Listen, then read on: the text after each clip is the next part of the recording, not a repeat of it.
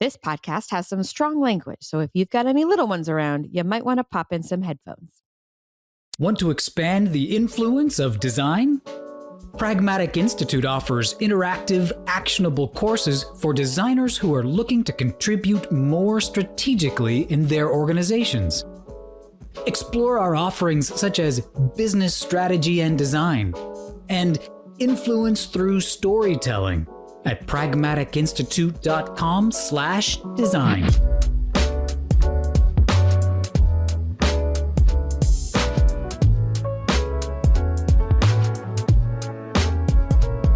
Hello, and welcome to Design Chats, a podcast from Pragmatic Institute, where we sit down with design leaders, practitioners, and alumni to discuss how to grow the strategic impact of design. I am Rebecca Kalogeris, Vice President of Marketing and Product Strategy at Pragmatic Institute. And today I am extremely excited to have on Giles Airey. Giles is he's the principal designer at Evri. He is a passionate designer. He's passionate about design. He's passionate about so many aspects of it. And we're really looking forward to digging in today. So thanks, Giles. No problem at all. Thanks for having me. Well, I gave a very broad introduction of you, Giles, but if you want to start by giving people a little bit bigger picture about your background and how you became so passionate about design. Sure. Yeah, well, when I was a kid, my brother, who's 10 years older than me, you know what it's like when you idolize your brothers or sisters, and he was an architect, so I wanted to be an architect, and I was always drawing and doing stuff. And as I got older, I just realized I wanted to get into design. I ended up doing a design degree on visual communication and got my first job in graphic design in 2000. And that was following a few stints in various companies, such and such, a few architecture places, just to get a feel for it all.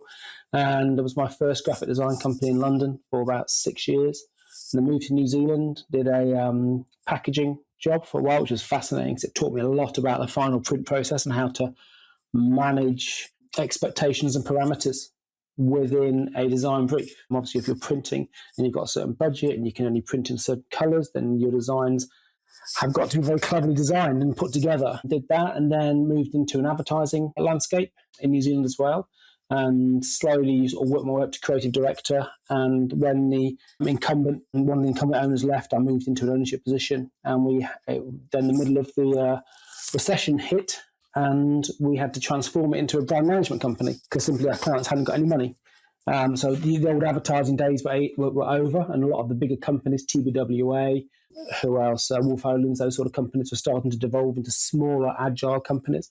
And we moved into an area where we could support our clients create what we called internal branding. And that was understanding what they did, how they did it, and just starting to work very closely with them. And in many ways, that's kind of morphed a bit into UX now. Anyway, that didn't work in New Zealand. I got a bit homesick, quite frankly, and came back to the UK, worked for an e-com agency for best part of 9 years, worked my way up, and that was when I really got into UX because it was very much easily transferable from advertising and branding, because effectively what you're doing, you're taking a message from a company and you're presenting it, whether it's a billboard, whether it's a brochure, whether it's whatever it is, whether it's a TV advert or radio advert. I was doing sporting and marketing events in New Zealand. You're simply wanting to create a message and then someone to take an action. Same sort of principle as what UX all is, and just in very different elements and instances. And so I moved across to UX, worked in London for 3 years, and then moved to the Liverpool office, helped build that team. And then COVID hit, and I ended up working at TalkTalk after losing my job, unfortunately, and worked as a designer there, and which is great because that was my first time client side. And then after a year and a half there, I moved on to Evri, where I am now. So I'm passionate because I think design is all about people and creativity. Creativity sparks people. It gets people enthused. It gets people excited. And I'm passionate about UX in particular because I think if we're not careful, there's a lot in UX that's becoming a little bit too scripted. And I think we have to maintain that element of creativity and to inspire people and encourage people. I'll finish this little monologue by saying that I'm a big believer of sort of UX. It used to be a little bit less how might we and a little bit what if from a design point of view. Well, talk to me a little bit about that. Let's go a little bit further in that. How might we to kind of the what if? we need to keep dreaming as people, and we need to keep seeing how people respond to our ideas. When was the last time, as a designer, you got an idea and the genuinely the hairs of your neck stood on end at how good that idea was? That's the sort of stuff that inspires people. That's the sort of stuff that gets people hitting that button for conversion. That's the sort of stuff that not only talks to the end user, but energizes design teams. Not only just design team, but energizes product owners, energizes business analysts, energizes researchers, let them know that they're making a real difference in the world, and they're not just coming in, managing data, improving conversion stats by moving the dial small percentage points. And I'm a big believer in, because of what I've done from advertising, even packaging, across the world, I'm a big believer in managing people, working with people, energizing people, inspiring people, and I think keeping positivity up as well. When you're in a project, I've seen it when you have got parameters that will potentially stifle a project. That can be just a time constraint. That can be a budget constraint. That can be a resource constraint. It can be a platform constraint. It can be lots of different constraints. Someone could have just gone on holiday and it could delay something. And I've seen it when people get down about it, because often I think people, I've seen people and departments have started to work in too many silos, particularly nowadays when most of the stuff's done online and we're not collaborating with those small, what we might refer to as water cooler chats, which I like to think of as the glue of the day, when we sort of we go from meeting to meeting and you sort of have a chat with someone, or you lean across in your chair and you have a natter and you converse and you connect with people. And I think without those connections, we're at the behest of theories, we're at the behest of books, we're at the behest of the LinkedIn echo chamber that everyone's got. We're not at the behest of thinking more abstract ways, in ways that can potentially inspire people. The ways that people, Elon Musk would think, let's say, for example. He's not the most everyone's popular guy, but the fact of the matter is he's someone that's dared to dream. And I think that we get trapped in the concept of how might we improve this, how might we improve that? You think, that's great, but what about the bigger concept? What about the bigger, what if we could do this? What if we could change the world? What if we could solve poverty? The bigger ideas, and then you just work backwards from that. A lot of the more fascinating projects I've been involved with have always started with a sort of a future backwards mentality. When you start off with a massive idea, and then you strip it back and back and back and back. And okay, you might get to the first starting point after you've stripped it back, and you might never get to that big idea, but you're heading in the right direction. And what that means is that you explore some more unorthodox routes, rather than just start from a simple theory that you might have read in some research book, or heaven forbid a design sprint and all these sort of things. I really know the design sprints are things that can save the whole world, but I've been in very few of them that have been ultimately successful, because they're steeped, because they rely on so much stuff that Google said to do. Well, I'm very pleased that Google can manage these design sprints, but that's probably because they're the biggest companies in the entire world with massive budgets, and they can also make a huge amount of money off it. And so they spin this one big theory and expect everyone to follow it. And then when everyone tries to connect with it, it doesn't work, because people just can't buy it. Agency land, you try and do on agency land, and clients don't understand the concept and they're not prepared to give you 6 people full time for a week. You try and do it client side. People haven't got time for that. They've got other things on their plates to deal with and deliver.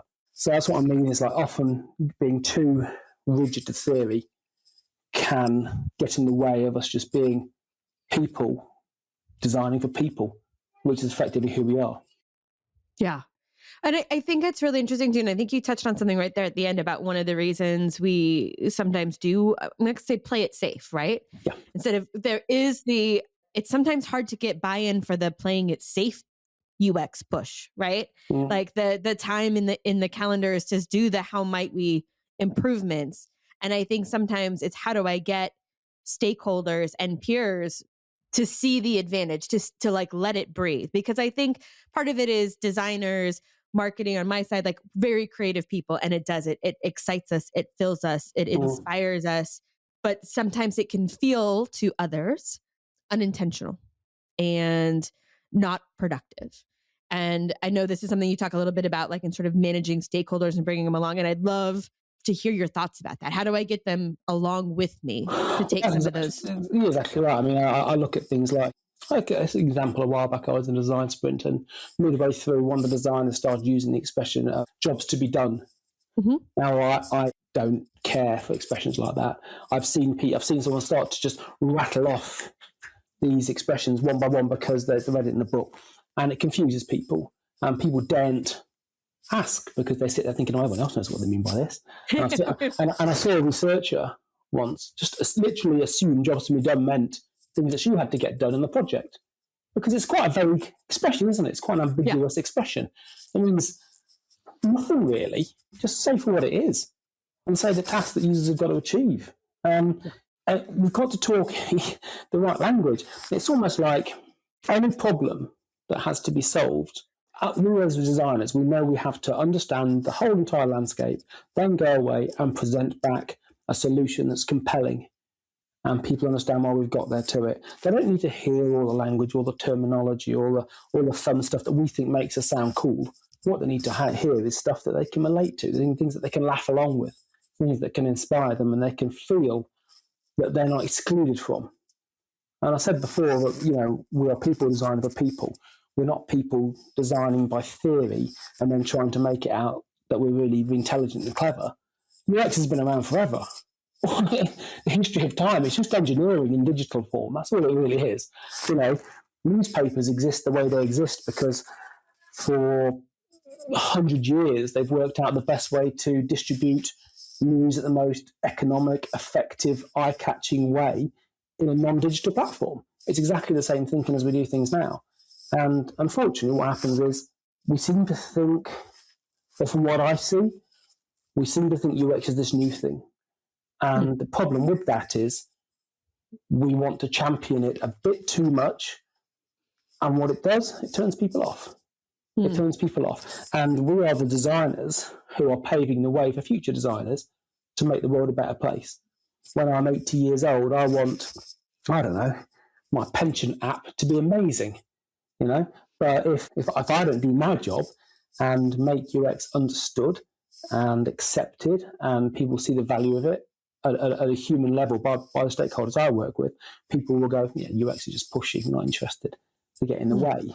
And therefore it won't be accepted, and therefore the app that I use will be crap and I won't be able to understand it. The font will be too small, I won't be able to see how much money I've got and all these sort of things, purely because we haven't been able to convince people that UX is the way that we can change the world. And I think that it's our duty to drive those messages home in the most palatable ways possible. And just as much, I did a talk recently, and the central message of it was, think about a project by putting our stakeholders first.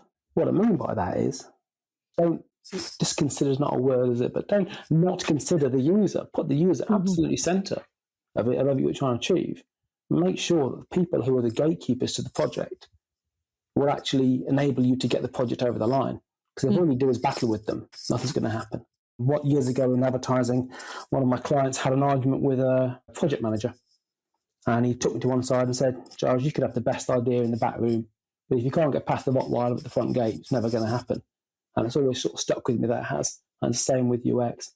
If we can't find ways to bring stakeholders along and enjoy our journey, they're still trying to understand what it is largely we do, what value we offer, then we're just going to be fighting this never-ending battle and largely get nowhere.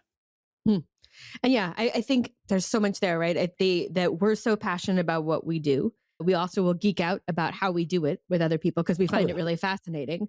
But to your point, to be intentional that you need and want those stakeholders to come along with you, that it's not optional. While you may think they should just let me because I'm right. Yeah. I wish it worked that way. It does not. And I suspect too that your agency background kind of gave you some good techniques too for managing the spots. So yeah. 100%. I mean, agency background wise, you go in and you have to, I suppose, you have to sell a product. First and foremost, you're making money. They're paying for you. They're paying for your time, your hours. And if you don't deliver value in those hours that you're there, word will get back to your bosses, your paymasters, and you won't be employed by the company again. Whether it's you, they might bring another designer in, whether it's your company, and therefore you have to develop a way that, people say, there's an ugly expression saying treat people like idiots. Obviously, don't treat people like idiots, but don't treat them like they understand exactly what you're saying. The amount of times I've I went into meetings, and you'd explain who you were. You go around a table, and you bring everyone along for the journey. What's the very first thing you do? I could sit around the table and explain who I am and why I'm on this project. And then you sit there. And one of the first things I always said was, back when I was design director, so I'm Giles, I'm design director, I've been working on this project, managing the outputs. And in the first meeting, I'd always say, I'm here just to listen right now. That's all I'm here to do. I wouldn't try and tell everyone what I was up to. I wouldn't try and rush to impress people. They're already impressed because you're there around the table and they're paying you, they're paying the company lots of money for it. I'm not even impressed is the wrong word. They already accept your way there. But you have to just be natural with people. Because that's, lunchtime rolls around and you go out for a bit of lunch with them, and all of a sudden you're human. You're not in boardroom mode, for example. You're having a laugh, and then obviously afternoon mode's around, it's all a bit more relaxed, and it's just about managing people and understanding who they are, and just as you get to know people, find out a few bits and bobs about them. We're back in New Zealand. We had I can't remember the term that we used. Let's call it an archive of all our clients. And all our clients, we had information about them. We knew who the boss was. We used to, every time one of our people would go out and speak to them, we'd jot down more information about them. I found out what their kids were called, what they were doing. And so when someone went into a meeting with that person, they'd have all that information about them. And so they'd be able to drop in a little bit just to get to know people. And yeah, people could say that could be slightly contrived, but it was just an effort to make people feel at ease, make people feel at one with you. It wasn't an effort to go in and say, yes, I'm a designer, I'm going to change everything, here's some stuff, and just bamboozle people with clever stuff. Anyone can do that. That's not hard at all. But to go in and connect on a personal level and then be able to bring them along on that journey is so much more powerful than just carry on. Yeah, I mean, you're forming relationships and you're also building a foundation of trust. Exactly. Right? And that's exactly, yeah. I mean, but we all give more credence to things from people we trust. Like that's just how it's a safety thing about how we work, right? It's exactly what we do with our clients. Well, with our customers. You want people to trust a journey that you take them on, whether it is a banking app, whether they're buying broadband, whether they're making a purchase on any well-known reputable clothing company. You want them to have trust to make that next step. And it goes back to what I was saying earlier. I marketed sports events and I've done all sorts of things. Fundamentally, it's always the same. Compel someone to take an action. How you compel that person is basically by creating a connection and a relationship. Whether it's a snapshot of a moment when they drive past a billboard, I keep using the billboard example, it's an easy one to use. Whether it's a billboard relationship, whether it's they're sitting down and reading an article, or they've got more time to dwell on the advert in a magazine, let's say, or some notification flashes up in some sort of advertising banner on some sort of site. You've got those small interstitial moments to make that connection. And that's what it is. It's just creating that trust and creating that bond. And I suppose that's logically where we have to understand our market. We have to understand the data. We have to understand the research, 100%. But we have to understand that research to know how to connect on a personal level. And that personal level is much more than just theoretical stuff. It is actually, that's where it requires compassion, stuff that comes from the heart. And that's when you get into creative aspects. And that's when we use words like connection, because you connect on a very much deeper level than on a basic level. I'm a big fan of Simon Sinek, and I kind of joked in my last presentation that, he's a bit smug, but he does come with a good message. It's all about, why do you do stuff? What compels you to get up in the morning? And if you can talk with passion, then some people aren't going to connect with it. That's fine. But people are going to believe you because you don't come across as false. And that's much more than that. That's connecting on a level that very often simple research and data cannot give you. And that's where creative thought needs to come into it, I believe. Absolutely. So I know one of the things along with design that you're passionate about is mentoring, that you've mentored a lot of people to come into that field, which I think is great. And I think one of the things you've talked about too is what would you call it, right? You're so excited when you enter it, and then you face some of these realities that we've talked about. Yeah. Right. Yeah. So if you talk a little bit about some of the things that you've helped your mentees. Sure. Yeah, sure. So this whole thing started off really when I was put on furlough when COVID kicked in. I was sitting there twiddling my thumbs, and I'd already offered to help a young guy that someone put me in touch on LinkedIn who was looking to get into the industry. And I thought, why not? I mentioned earlier about the Simon Sinek thing. I'm a big believer. I suppose my why is really helping people. I've always been felt compelled to help people. Don't know why, just something inside me. I can't stand to see someone not needing assistance. And I helped this person. Then I got made redundant. And I thought, well, this is going well. There must be a lot of other people like him right now that want to change into the UX career industry, that cannot just walk into a company and say, can I come and start working in your business? So years ago, back in New Zealand, I was fortunate enough, I had a lot of charitable organisations come to us and say, can you help us? And we simply couldn't. We just wouldn't be able to stay afloat. But I also had a lot of students wanting to do work for us. So I sort of put two and two together. So I said, well, here's an idea. So I went into the local university and said, we're going to launch a series of opportunities, real life projects to put in your portfolio. And what we'll do, whoever wants to work on it, they can come in, they can work on projects. So the real life project, you can come into our studios, you can work on real life stuff, you can deliver these projects, you can say you've got something tangible. And at the end of it, we will choose the best person to give them a job. It was a good way to do it. So I kind of haven't got access to a studio and all the sort of stuff as I had before, but the principle was still the same. And so I went out and said to all my contacts that I've helped over the years, I'm going to go and put together a mentoring group and just help people looking to get into the industry, help them create a industry standard project that they could have as a flagship project in their portfolio that would have, I suppose, my name associated with it and would demonstrate a clear and calculated industry standard process that's not so much more than them just hacking around in the bedrooms making, I don't know, reskilling Spotify or whatever, And I grew it. I started off with about 6-7 people. And at one point in the group it was about 15. But over the time, people have drifted in and out from America, Canada, France, Estonia, UK, of course. And the group kind of exists now almost like as a support group, which is quite nice. So over the time, I've helped about 35 people go onto the industry, which is great. And I love that.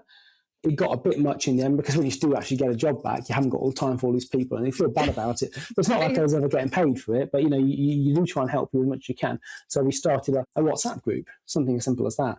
And now there's about 10, 12 people who've all gone on to employment. I was on it tonight just before this podcast.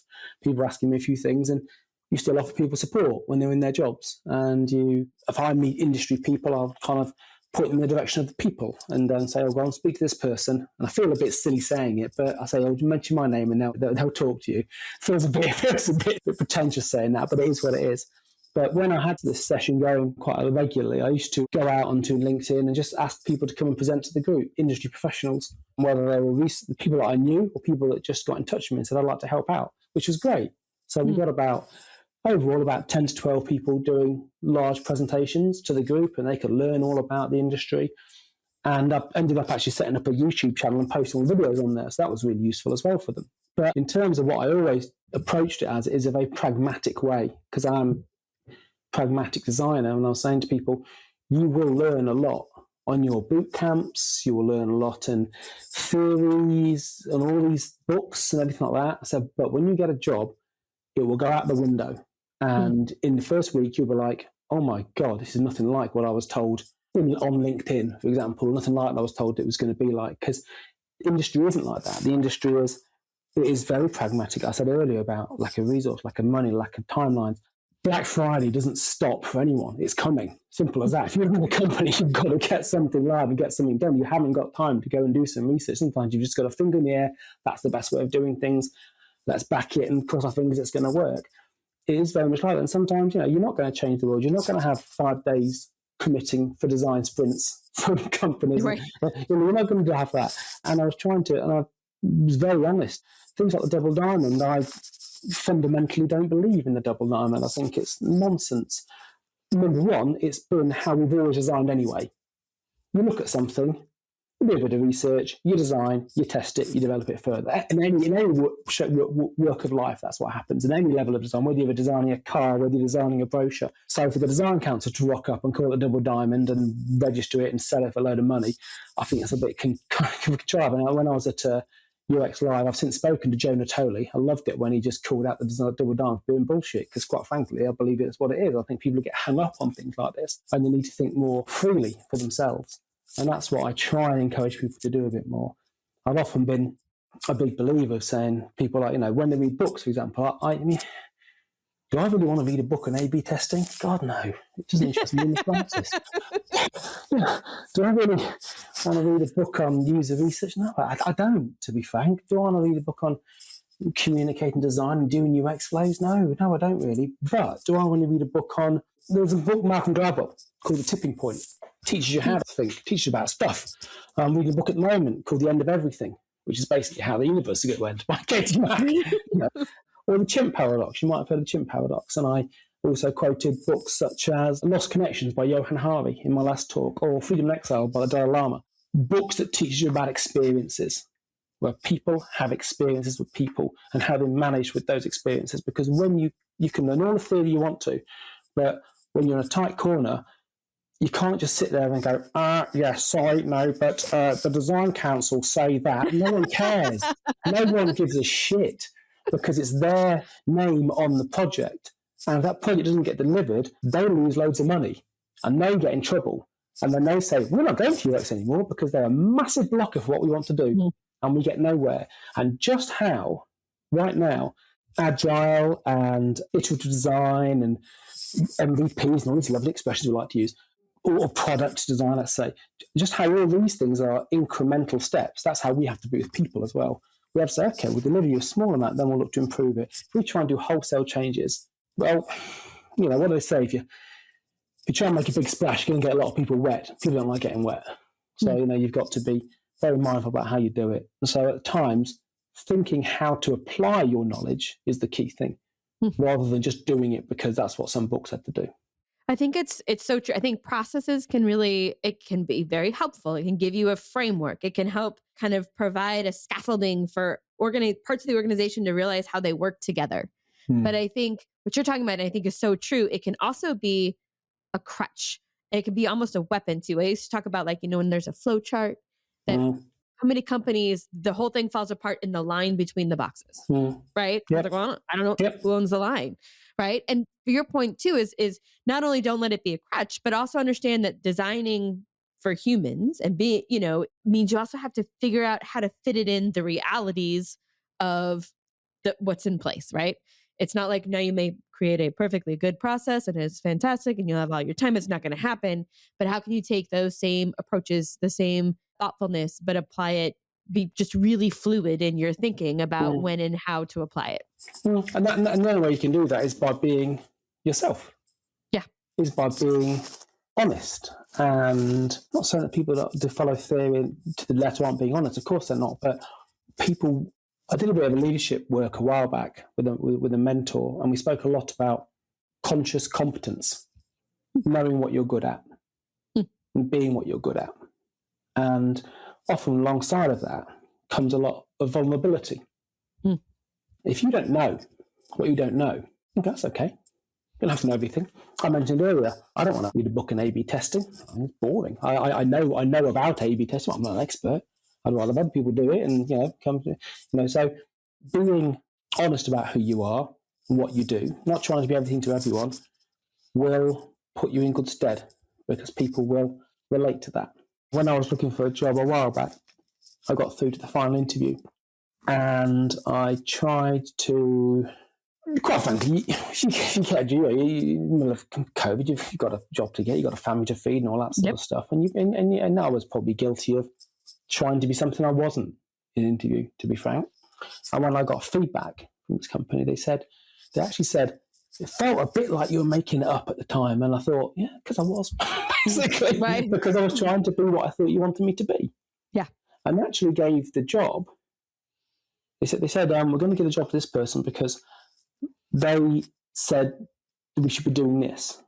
And that wasn't what the job description was. But that person was so honest and relatable into what they were selling, they convinced them technically to be changing the job description mid-interview. That's how powerful that is. And there's me there trying to be all this and trying to be everything and just probably not looking half as honest and trustworthy as the other person. Because the other person said, this is who I am. You want this? Great. If you don't, no problem. I'll go and sell it to someone else.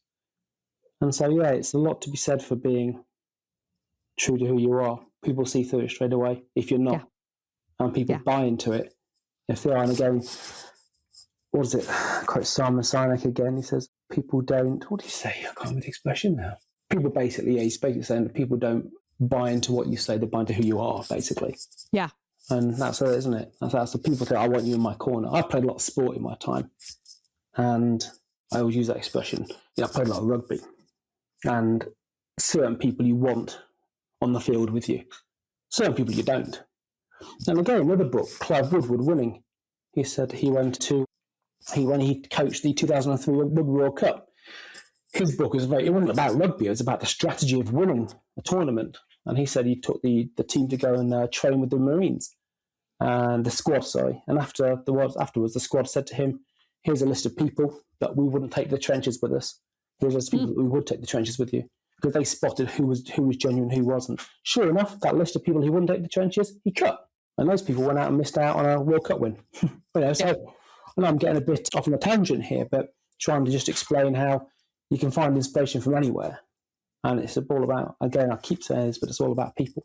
Well, and I always think too, like, it's not nearly as much work to be your authentic self. It is hard when you're feeling like you're putting on, right? It's the simplest form you think about is when you have to dress up for an event or dress differently than you normally do. Maybe you always dress up and you have to dress down, or vice versa. You are not yourself, and it reads through in every space. Yeah. But like, it doesn't take a lot of extra pressure and stuff. And I think it's knowing both what you're good at and what your values are, right? That's a big thing, values. That I talk a lot about values. And again, the talk in UX Live was all about values. And it's about when you know who you are, you know what your values are, you know what your reason for being is, and therefore you can come across more authentic because you're standing up for what you have, your values, for who you want to be. And if someone compromises those values, that's all about how do you then react. And, again, if you read books and theories and stuff like that, you may, and you might not have that much experience in terms of dealing with people, you may react in a way that pushes people away. We call it a red mist moment. Again, in one of my talks, I make the point of saying that if your value, let's say, is justice, and you feel someone's spoken to you unjustly, you'll have a red mist moment. At that moment, you will have one option, really. You either, what I refer to as, you react, which is generally on emotion, and that's going to end up badly, quite frankly, or you respond. And responding doesn't mean you have to say something straight away. Responding means you can choose to do nothing. Sit there quietly and go, that's really quite pissed me off. But I know that person hasn't deliberately gone to upset me. Or if they have, then fine, you can deal with that. Now is not the time to deal with it, but you can do it another time. So values is very important because the more you connect with your values, the more you learn how to respond accordingly in the professional environment.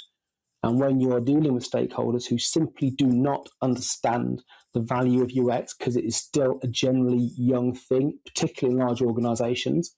Large organizations are not companies who are built up from the ground with UX embedded. They tend to be large companies who are reaching down and trying to pull bits and bobs up into their infrastructure, and it doesn't fit. It doesn't fit with all their existing code. It doesn't fit with all their existing mindsets. That's when you have to listen to your values and approach them in a way that is, for want of a better word, just polite and tactful, and understand that these people, that's an awful way of saying it, isn't it? I understand that people need time themselves to process the value you can deliver. And if you aren't authentic, people will see through that, and you will have a bad reputation, quite frankly, as a designer. And people won't want to work with you. And that's not what we want, is it? No. I think we all want not just our own stuff, but I think overall we're passionate about moving design as a mentality forward. Absolutely. And that's the comment I made earlier. We're in a position now where we are paving the way for future designers. Yep. We have a responsibility. The design industry was crazy 12 months ago. It's slowed up a lot now. And people are starting to get laid off. Potentially, as there was this rush to get something, to engage in something called UX. UX, we've got to have UX. They've been told by customers, they've been told by stakeholders, they've been told by a board, they've been told by a project owner, they've been told they need copywriters, content writers, all these sort of people. And they employ all these people, and particularly large companies go, right, what the hell are we going to do with them now? We don't know. We're getting to push a few pixels around a page. And what happens is people get grumpy, people get disgruntled, people get laid off, because people aren't performing effectively we're not forming effectively process-driven teams that are delivering value. And then all of a sudden, people go, actually, no, we don't need UX tool. It's a lot of old bollocks. Let's just carry on as we were before. Thank you. So once you do get your foot in the door, and if you are lucky enough to get a job in UX at the moment, we have to work harder. We have to work harder with people. We have to be more patient with people. It's very easy to sit there and say, you should understand accessibility. You should understand that all these people need all this. You should understand that. Yes, people should, but they simply haven't ever had to before. Mm-hmm. Mm-hmm. And so it's a change of mindset. You need to, and unfortunately, you have to break it down to very much a monetary base, which is what all big business is based on. It's bottom line. If you can get a good accessibility expert in to explain to people 3 things. Number 1, if you don't do this, you are going to get sued. That makes sense to me. Right. If you don't do this, you are missing out on a huge swathe of the population who has X billion pounds to spend. That's going to hit them in the pocket. They're going to understand that. And then maybe after you've hit home with those 2 points, you say, and also, if you don't do this, morally, that's not a good thing to be seen as a company, because that can potentially affect your NPS score, which then goes on and has monetary knock-on effects as well. So all those 3 things are logical things, but all those 3 things are monetarily bottom line based. Mm-hmm. Now, that's not altruistic way to be, but it is the way we're getting through to people at the moment, because we need investment. It needs investment. Right. And what I think we have to remember is that what it does is unlock the outcome we know is right, right? Those aren't untrue and they're not lies, but it's not the way, maybe it's not the order we would put them in. It's not why we think it's important, but it's true and it speaks their language and it enables the outcome that matters. Exactly. And what it does do, it actually allows the influencers of the principal product owners, for example, to get on your side. Then they can go and fight the battles for you. You've got good relations with the I don't have to go to the CEO of Evri and try and twist his arm and convince him why UX is great. It's not going to happen, because I don't expect him to have time to listen to me and then change all the way of working because I've had a half an hour sit down with him. It's not going to happen. Even I could quote him 1,001 moralistic aspects as why I should do that. But he's not, he or she, they are not going to change the way happenings tomorrow. What is going to happen, though, is if I make people who influence outcomes understand stuff by a little bit of time here, a little bit of time there, elevate our say on a project slightly higher up the food chain here, slightly higher up the food chain, rather than being at the end and joining at the dots and colouring in the bits and bobs, which is what people always think we have done.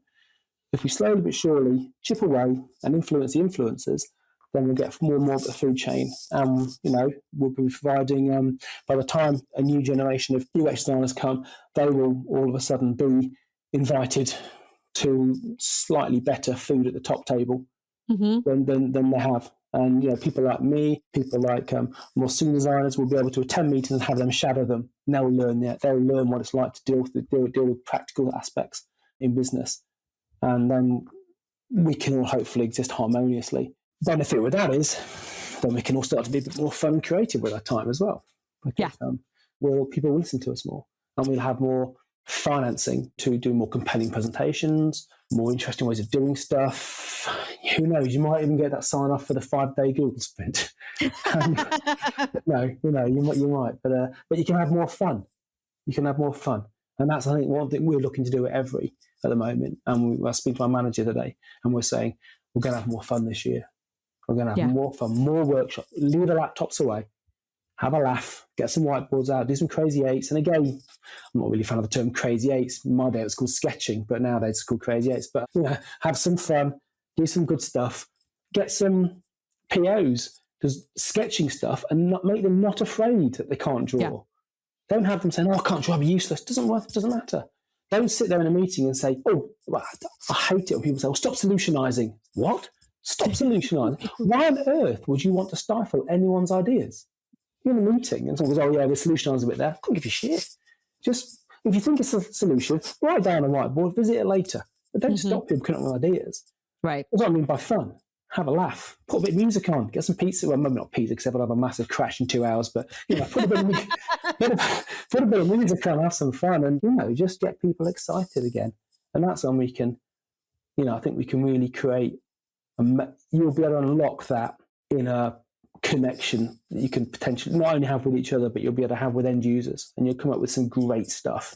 And not only will apps and ideas be groundbreaking and disruptors and all these things that we've heard, but they'll speak to people on a much more honest, deeper level, in the same way that a good book would talk to someone, in the same way, and I think that's when we can really start to make headway.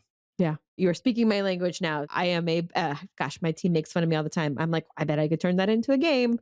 And then we could learn and have fun and unlock them. And I have some more engineering brains. So I was like, oh, games again. But at the other end, they're like, wow, it's just another way of opening it up. So I'm a proponent of turning everything into games as possible. No, that's good. No, that's how it should be. But it's just not being afraid. It's not being afraid to say stuff. And I often joke, when people are exasperated and they jump on a call with me, I kind of mean it, but it's a bit tongue in cheek. And I say, "Oh, you getting on?" They go, "Oh God," because in the way it can be sometimes. And I say, "Don't worry, we're in a safe space here. You can say whatever you want to." And it's how it should be when you have workshops and meetings and you're trying to impart a creative experience. They want the experience with the UX team to be fun and engaging and creative and safe, and look forward to it and come fresh. And maybe in 6 months' time, that little idea they said in the meeting actually becomes like a real mainstay of an app, for example. And they can sit there and they can say, "Yeah, I know my job's a product owner, but look, that was my idea.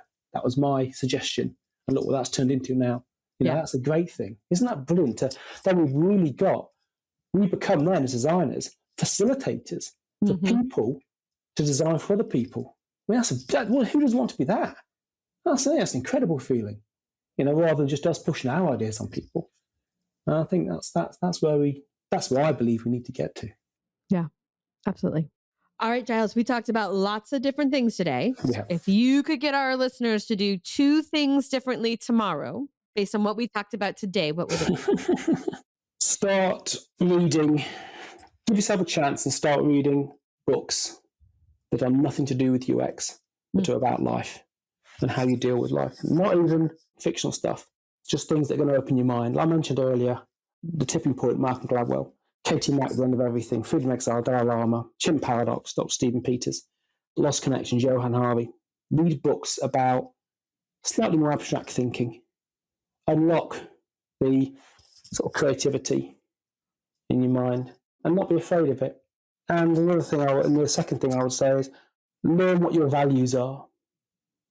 Learn what your values are as a designer, because you'll know then what to stand up for, what you stand for, and how you can confidently project yourself in meetings, and also know when to step back, because that isn't your bag.